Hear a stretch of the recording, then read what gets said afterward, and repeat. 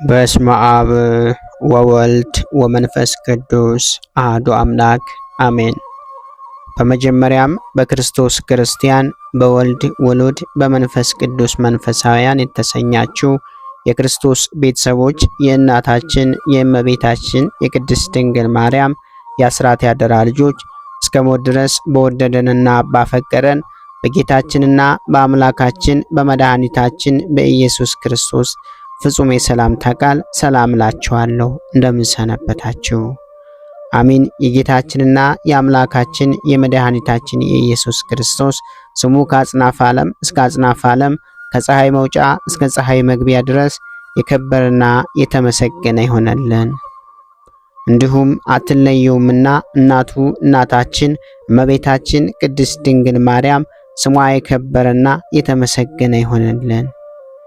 ቅዱሳን መላእክት፣ ቅዱሳን ጻድቃን፣ ቅዱሳን ሰማዕታት እግዚአብሔር ያከበራቸው ሁሉ እንደየክብራቸውና እንደየሞገሳቸው የተመሰገኑና የተከበሩ ይሆነልን። እንዲሁም የተወደዳችሁና የተከበራችሁ የሰንበት ሚዲያ የዩቲዩብ ቻናል ተከታታዮች ሁላችሁም በያላችሁበት የዓለም ክፍል የእግዚአብሔር አምላክ ሰላምና ፍቅር ከናንተ ጋር ይሁን። ይህንን መርሃ ግብር በየሥራ ቦታችሁ በየመኖሪያ ቤታችሁ ሆናችሁ በእምነት የምታደምጡ የቅዱሳኑ ረድኤትና በረከት ከናንተ ጋር ነው።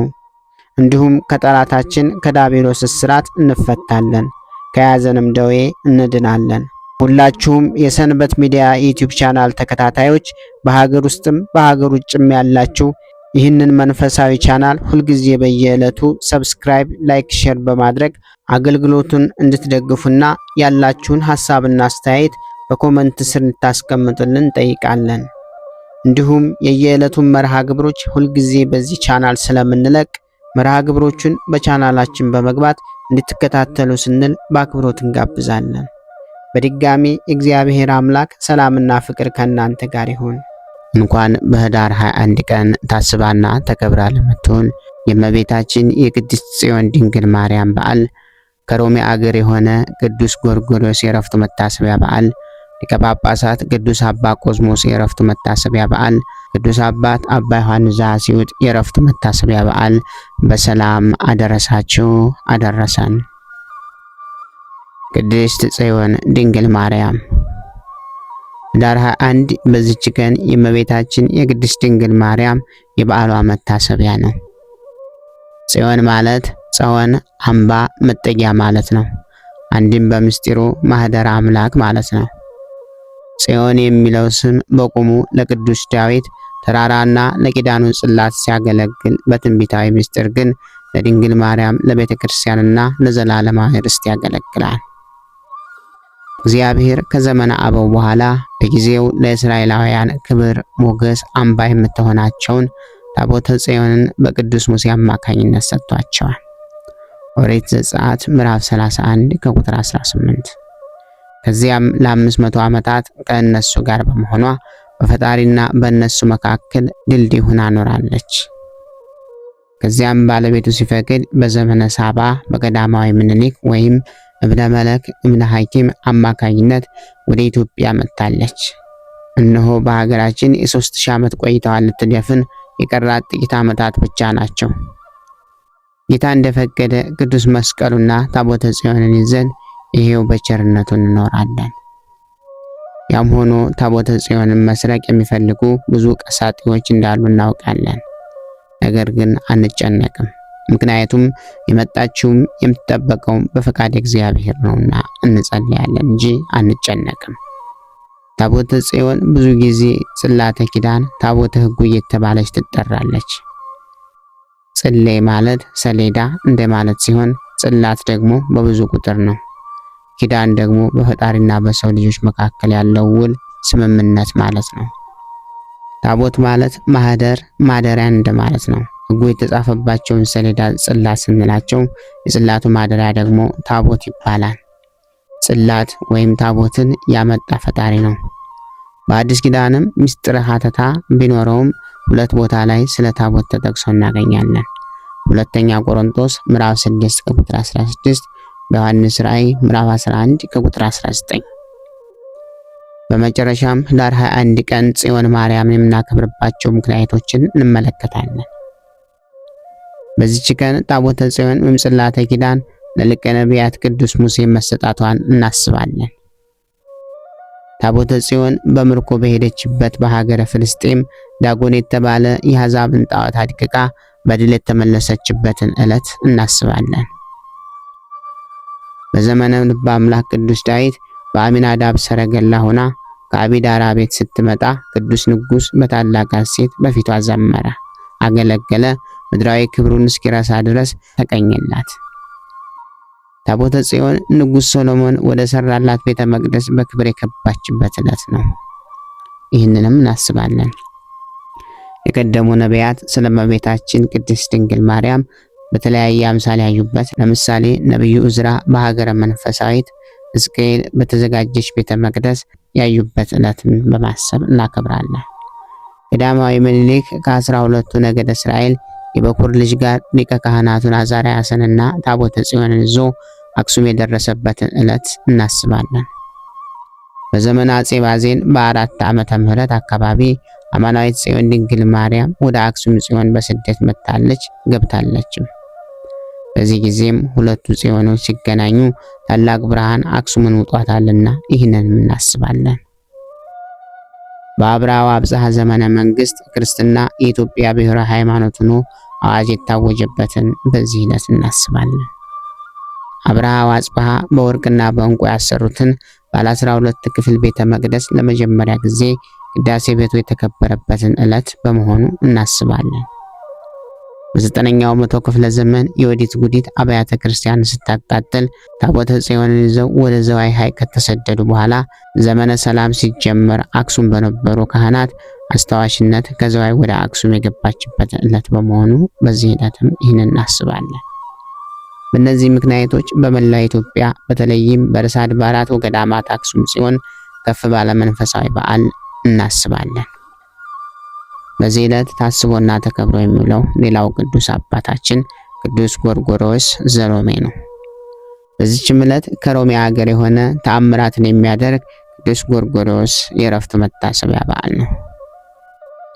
ይህም ቅዱስ ከታናሽነቱ ጀምሮ የቤተ ክርስቲያንን ትምህርት የቀናች ሃይማኖትን ተምሮ እውነተኛ ክርስቲያን ሆነ። ከዚህም በኋላ የዚህን ዓለም ኃላፊነት የማታልፍ የመንግስተ ሰማያትን ኑሮ አሰበ። ሐሳቡንም ሁሉ ስለ ነፍሱ ድነት አደረገ። የዚያችም ሀገር ኤጲስቆጶስ በኤጲስቆጶስነቱ ሥራ ይራዳው ዘንድ ለመነው። እርሱ ግን አልፈቀደም። ከውዳሴ ከንቱ የሚሸሽ ሆኗልና ወደ ገዳምም ገብቶ ጽኑ የሆነ ተጋድሎንም መጋደል ጀመረ።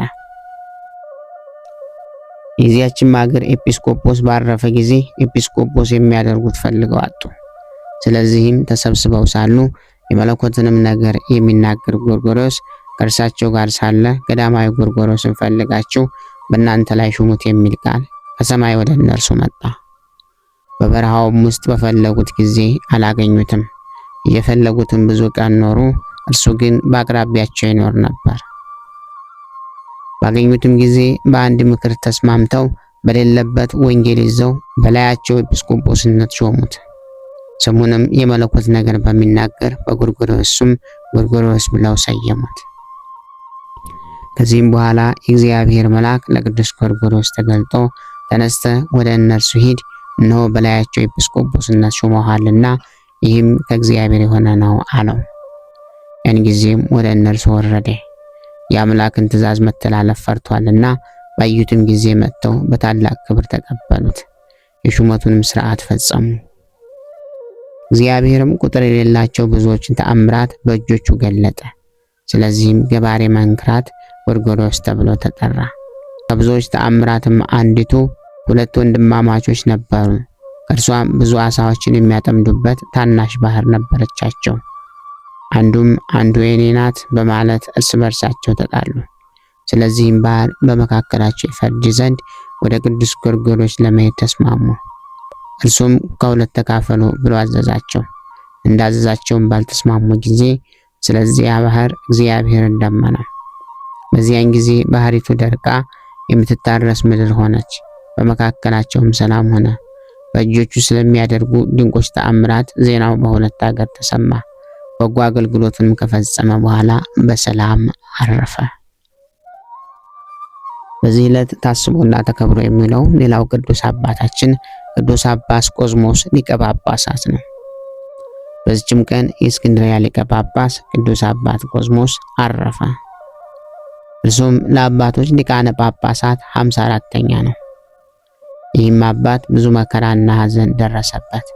በዘመኑም በክርስቲያን ወገኖች ሁሉ ላይ መከራና ችግር ደረሰባቸው። በእነዚያም ወራት የክርስቲያን ወገኖችና አይሁዳውያን ልብሳቸውንም በሰማያዊ ቀለም እንዲያቀልሙት እንጂ ልብስ እንዳይለብሱ የእስላሞች ንጉሥ ጋፊር አዞ ነበርና። በዚህም አባት ዘመን ድንቆች የሆኑ ብዙዎች ተአምራት ተገለጡ። በአስኬጥስ ገዳም በቅዱስ ሳይሮስ ቤተክርስቲያን ውስጥ የእመቤታችን የቅድስት ድንግል ማርያም ስዕል ነበረች። ጎኗም ተገልጦ ከእርሷ ብዙ ደም ፈሰሰ። በግብፅ አገር ካሉ ከሌሎችም ስዕሎች ከዓይኖቻቸው ብዙ እንባ ፈሰሰ። ይህም የሆነው በሊቀ ጳጳሳቱና በክርስቲያን ወገኖች ላይ ስለደረሰው መከራ እንደሆነ በመራቀቅ የሚያስተውሉ አወቁ። ከዚህም በኋላ ስለ እነዚያ የከፉ ወራቶች ፈንታ በጎ የሆኑ ወራቶችን እግዚአብሔር ሰጠው። ሁልጊዜ ምዕመናን የሚያስተምርባቸውና የሚያጽናናቸው በቀናች ሃይማኖትም የሚያበረታቸው ሆነ። በወንጌላዊ ማርቆስ ወንበርም ላይ 7 ዓመት ከ5 ወር ከኖረ በኋላ በ575 ዓመተ ሰማዕታት ህዳር 21 ቀን አረፈ። ይንሶር በሚባል ዋሻውም ተቀበረ። በዚህ ዕለት ታስቦና ተከብሮ የሚውለው ሌላው ቅዱስ አባታችን ቅዱስ ዮሐንስ ዘአስዩጥ ነው። በዚህችም ቀን ደግሞ የብርሌና የብርጭቆ ሰሪዎች ልጅ የሆነ ከአስዩጥ አገር ቅዱስ አባት አባ ዮሐንስ አረፈ። ይህንንም ቅዱስ በወለዱት ጊዜ በበጎ ተግሣጽ አሳድገውታል። የጥርብ ስራንም ማስተማሩት። ከጥቂት ዘመናትም በኋላ አባትና እናቱ አረፉ። ያን ጊዜም ወደ ቅዱስ አባ ኤስድሮስ ወደ አባ ባይሞን ዘንድ ሄዶ መነኮሰ። በጾምና በጸሎት በገድል ሁሉ ተጠምዶ ተጋደለ። ዜናውም ሁሉ በራቁ ገዳማት ሁሉ ተሰማ። ከዚህ በኋላ ከእግዚአብሔር የታዘዘ መልአክ ተገለጠለት። ወደ ሀገሩ ሄዶ ወገኖቹን የጽድቅን ጎዳና ይመራቸው ዘንድ አዘዘው። ቅዱስ ቁርባንንም ሳይቀበል ከበዓቱ የማይወጣ ሆነ። በአንዲት ዕለትም 2 ቅዱሳን አረጋውያን አባ አብዥልና አባ ብሶይ ወደ እርሱ መጡ። ገና ወደ እርሱ ሳይቀርቡ ከሩቅ ሳሉ ስማቸውንም በመጥራት ሳያውቃቸውም አባቶቼን መምጣታችሁ ሰላምታ ይገባል ብሎ ተናገረ። እጅግም አደነቁት። አባ ሲኖዳም ከግብፅ ሀገር እየመጣ ብዙ ጊዜ ጎበኘው ነበር። የከዳተኞችም ጠብ በግብፅ ሀገር ላይ በተነሳ ጊዜ ንጉሥ ቴዎዶሲዮስ የላከው የጦር መኮንን ወደ ቅዱስ ዮሐንስ መጣ። በጸሎት የሚራዳው ዘንድ ለመነው። ቅዱስ ዮሐንስም መስቀሉን አንስቶ መኮንኑን አይዞህ፣ አትዘን፣ አንተ ጠላቶችን ድል ታደርጋለህና አለው። እንደ ቃሉም ሆነ። ዳግመኛም በንጉሥ ቴዎዶሲዮስ ላይ ጠላት በተነሳበት ጊዜ ወደ ቅዱስ ዮሐንስ ላከ። እርሱም አትዘን፣ አንተ ጠላትን ታሸንፋለህ አለው። ያን ጊዜም ጠላቶቹን አሸነፈ። ከዚህም በኋላ በእነዚያ ወራት ንጉሥ ቴዎዶሲዮስ የርኩሰትን ሥራ ስለሰሩ የአስዩጥን ሰዎች እንዲገድሏቸው ሀገራቸውንም እንዳጠፉ አዘዘ። ንጉሡም የላከው መኮንን ሳይደርስ የእግዚአብሔር መልአክ ይህንን ነገር ለአባ ዮሐንስ አሳወቀው። የሀገርም ሰዎች የንጉሡም ትእዛዝ በሰሙ ጊዜ ወደ አባ ዮሐንስ ገዳም መጥተው ስለ መጥፋታቸው በፊቱ አለቀሱ። አባ ዮሐንስም አትጨነቁ፣ አይዟችሁ፣ እግዚአብሔር ያድናችኋልና አላቸው። መኮንኑም በመጣ ጊዜ ከእርሱ በረከት ይቀበል ዘንድ ወደ አባ ዮሐንስ ደረሰ። አባ ዮሐንስም ንጉሡ ያዘዘውን ሁሉ ነገረው። መኮንኑም ሰምቶ ደነገጠ፣ ለቅድስናውም ተገዥ ሆነ። ለመኮንኑም ርኩስ መንፈስ ያደረበት የ12 ዓመት ልጅ ነበረው። ያድንለት ዘንድ ቅዱስ ዮሐንስን ለመነው። በዚያም ጊዜ ዘይትን ቀብቶ አዳነው። ከዚህም በኋላ የአስዩጥ ሰዎችን መገደላቸውን እንዲተው ወደ ንጉሥ ይጽፍለት ዘንድ መኮንኑን አባ ዮሐንስን ለመነው። መኮንኑም ጽፎ ለአባ ዮሐንስ ሰጠው። አባ ዮሐንስም ተቀብሎ ወደ ዋሻው ገባ። ወደ ጌታችንም ጸለየ። ብረት ደመናም መጣች፣ ተሸክማም ወደ ንጉሥ አደረሰችው። ያን ጊዜም ንጉሥ ከማዕድ ላይ ነበረ። ያንን ደብዳቤ ከወደ ላይ ጣለለት። ንጉሡም አንስቶ ባነበበ ጊዜ ከመኮንኑ የተጻፈ እንደሆነ በመካከላቸው ባለ ምልክት ተጽፎ አገኘው። የተጻፈውም ቃል ስለ አባ ዮሐንስ ልመና ሀገሪቱን ማጥፋትን እንዲተው የሚል ነበር። ገና ባለ ጊዜም ደመና አየ፣ ንጉሱም አደነቀ። ከዚህም በኋላ ሀገሪቱን ማጥፋትን ስለ አባ ዮሐንስ ይተው ዘንድ መልሱን ለመኮንኑ ንጉስ ጽፎ ደብዳቤዋን ወደ ደመናው ወረወራት። የተሰበሰቡትም እያዩ እጅ ተቀበለችውና ወደ ደመናው ገባች። ወዲያውኑ አባ ዮሐንስ በዛች ደመና ወደ በዓቱ ተመለሰና በማግስቱ ያችን ደብዳቤ ለመኮንኑ ሰጠው። በላይዋም የንጉሱ ፊርማና ማህተሙ አለ። ባያትና ባነበባት ጊዜ ደነገጠ፣ አደነቀም። ስለ ሀገሪቱ ድህነትም እግዚአብሔርን እያመሰገነ ወደ ሀገሩ ተመለሰ። የንጉስ ዘመድ የሆነች የከበረች ሴት ዜናውን በሰማች ጊዜ ከደዌዋ ይፈውሳት ዘንድ ወደ እርሱ መጣች። በጸሎቱም ተፈወሰች። ከዚህም በኋላ ንጉስ ቴዎዶስዮስ በሞተ ጊዜ መናፍቁ መርቃያን ነገሰ። ቅዱስ አባት ዲዮስቆሮስንም አሰቃዩ። ቀናች ሃይማኖትንም ስለመለወጡ አባ ዮሐንስ እየዘለፈና እየረገመው ወደ እርሱ ደብዳቤ ላከ። ከጥቂት ወራትም በኋላ እግዚአብሔር ቀሰፈው። ለእርሱም ዕድሜው 125 ዓመት ሲሆነው ረፍቱ እንደደረሰ አወቀ። እየጸለየም ግንባሩን ምድር ላይ አስነክቶ ሰገደ። ነፍሱም በእግዚአብሔር እጅ ሰጠ። ከመቃብሩም ቁጥር የሌላቸው ድንቆች የሆኑ ብዙ ተአምራት ተገለጡ። ለእግዚአብሔር ምስጋና ይሁን።